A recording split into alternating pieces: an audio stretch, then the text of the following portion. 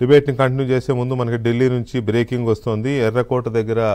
ఎర్రకోట metro station gate number 1 దగ్గర భారీ పేలుడు జరిగింది. అక్కడ పార్క్ చేసి ఉన్న ఒక కారులో పేలుడు సంభవించడంతో పక్కనే ఉన్న 5 కార్లు పూర్తిగా ధ్వంసం అవ్వడం, 2 వ్యక్తులకు గాయాలయ్యాయి.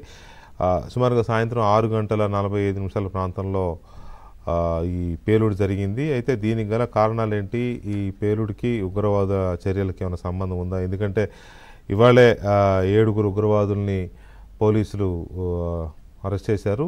పెద్ద భారీ ఒక పేలుడు ఉగ్రవాద కుట్రకి పోలీసులు అలాగే భద్రతా బలగాలు చెక్ పెట్టాయి. అయితే అప్పుడే ఇది జరగడం అనేది కొంత అనుమానాలకు తావిస్తోంది. అందువల్ల దీంట్లో కూడా ఉగ్రచర్య ఉందా అనేది దీని మీద మా Delhi bureau chief Krishna updates ఇస్తారు. Krishna, good evening. Good evening. Krishna, ఈ పేలుడికి ఎర్రకోట మెట్రో స్టేషన్ దగ్గర జరిగిన ఈ పేలుడికి ఉగ్రకుట్రకి సంబంధం ఉందా? క్యాజువాలిటీస్ ఏమైనా ఉన్నాయా?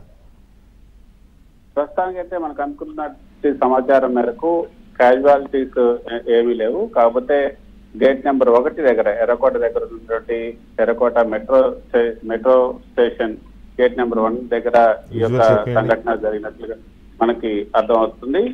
అయితే దానికి సంబంధించి పోలీసులు అయితే ఇంతవరకు ఎటువంటి సమాచారం అందజేయట్లేదు.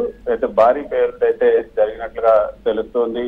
అయితే ఇందాక మీరు చెప్పినట్లుగా భారీ ఉగ్ర కుట్రను ఈ యొక్క పోలీసులు భగ్నం చేశారు ఈ రోజు. దానికి సంబంధించి కూడా మనం ఉదయం నుంచి కూడా ఇస్తున్నాం. దానిలో ఈ యొక్క దానికి సంబంధించి దీనికి ఏమైనా సంబంధం ఉందా అన్న కోణంలో కూడా చూస్తున్నారు. ఈ చారిత్రాత్మకమైనటువంటి ఎర్రకోట సమీపంలో ఈ యొక్క భారీ పేలుడు సంభవించడం అన్నది ఢిల్లీ ప్రజలను ఒక్కసారిగా ఉలిక్కి పడేలా చేసింది. గతంలో మనం చూసాం, ఢిల్లీలో వరుస బాంబు పేలుళ్లు జరిగినటువంటి సంఘటనలు కూడా ఉన్నాయి. ఈ ఇటీవల కాలంలో గత 10-15 ఏళ్ల నుంచి కూడా ఎటువంటి ఒక్క సంఘటన కూడా జరగలేదు. కానీ ఇప్పుడు ఈ సంఘటన జరగడంతో ఒకసారిగా మళ్ళీ ఢిల్లీ ప్రజలంతా ఆందోళన చెందుతున్నటువంటి పరిస్థితి. ఈ పేలుడుతో సమీపంలో ఉన్నటువంటి దుకాణాల తలుపులు, కిటికీలు కూడా ఒక్కసారిగా ఎగిరిపడ్డాయి. ఆ ప్రాంతంలో భయాందోళనలు నెలకొన్నాయి. పేలుడుకు ఖచ్చితమైనటువంటి కారణం అయితే ఇంకా తెలియరాలేదు. ఢిల్లీ పోలీసులు బాంబ్ స్క్వాడ్ బృందాలతో ఘటనా స్థలానికి చేరుకొని దర్యాప్తు చేస్తున్నారు. ఎలాంటి ప్రాణ నష్టం జరగలేదన్నది ప్రస్తుతం మనకు అందుతున్నటువంటి సమాచారం. ఈ ఘటనతో ఢిల్లీ వ్యాప్తంగా భద్రతను అయితే కట్టుదిట్టం చేసే అవకాశం ఉంది. ఈ యొక్క గేట్ నెంబర్ 1 దగ్గర ఒక కారులో గేట్ నెంబర్ 1 దగ్గర ఈ యొక్క ఎక్స్ప్లోజన్ జరిగినట్లుగా పోలీసులకు ముందు సమాచారం అందింది. వెంటనే ఢిల్లీ ఫైర్ డిపార్ట్మెంట్ వాళ్ళకు వచ్చినటువంటి సమాచారం మేరకు ఈ యొక్క 4-5 వెహికల్స్ కూడా ఈ యొక్క బాంబు పేలుడు దాటికి ఒక్కసారిగా మంటల్లో కాలిపోయినట్టుగా కూడా మనకు అందుతున్నటువంటి సమాచారం. మనం చూడొచ్చు, ఈ రోజు ఏదైతే ఫరీదాబాద్ లో 350 కిలోల పేలుడు పదార్థాలు, 2 రైఫిళ్లు కూడా స్వాధీనం చేస్తున్నారు.